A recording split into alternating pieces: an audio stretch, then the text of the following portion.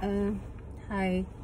I just read a tweet by Sally Kabele, the MP for in UK, and also a tweet response from Jamal, the Channel 4 journalist.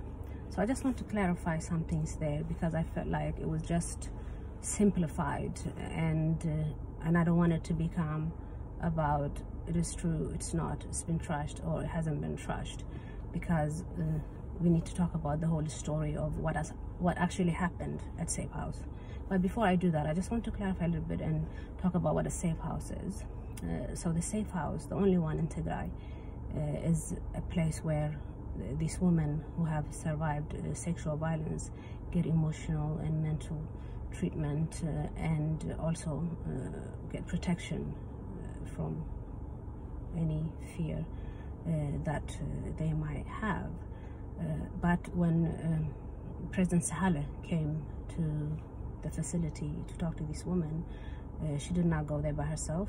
She brought with her soldiers and other people, which to some extent exposed the place and horrified and scared the survivors, and including the staff, to a point where staying there is not a safe place for them anymore.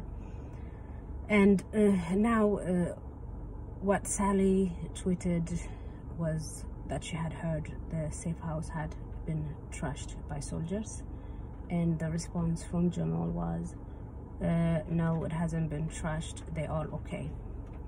So I think we're simplifying it, and we're not talking about the important things. So for me, the important thing is not whether it has been trashed or not, but it's why are the soldiers there to start with. And the soldiers were there. They searched the place, threatened staff, horrified and scared survivors. You can all just imagine what it would be like when the soldiers that have sexually abused,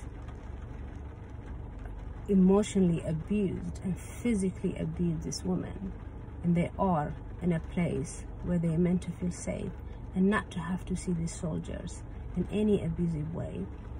But then these soldiers come in a place where they are meant to feel safe, and they search the place, they threaten staff and scared and horrify everybody in the facility. So should the soldiers have been there to start with? No, they should not have been there to start with. Is it okay for them to be there and search? No. For whatever reason, the place needs to be searched, and they find good reason, whatever that might be, to search the place, then it needs to be done with care.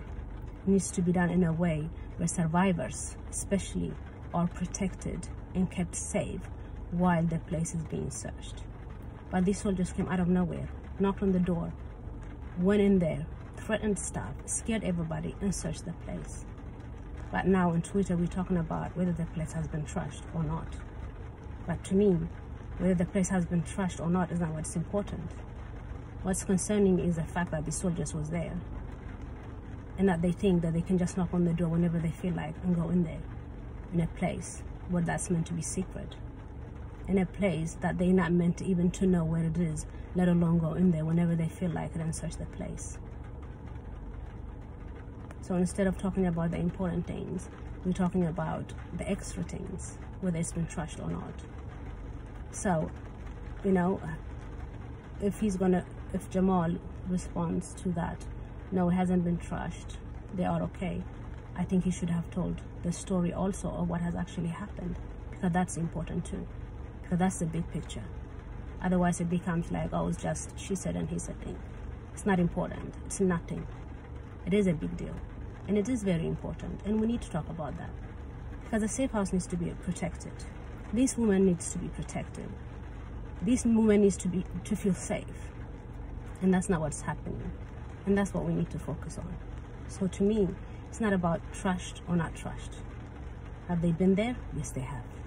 Have they threatened staff and scared and horrified everybody? Yes, they have. Should they have been there? No, they shouldn't have. That's not right.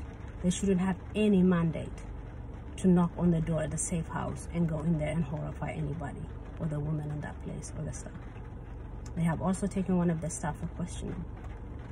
Still, she's there. She's not back at work. She's not back at her home. So we don't know what's happening with her and why she's being questioning. So it's very important as journalists that we tell the whole story, because I feel like, you know, Jamal is a big person and people read what he writes, and for him to just write, it's okay, it hasn't been trashed. I feel like he simplified, it was made simple. He didn't tell the whole story, and it could be misleading. So I think we should focus more on what has actually happened and focus on the bigger picture, and not just focus on has it been trashed or not. Thanks.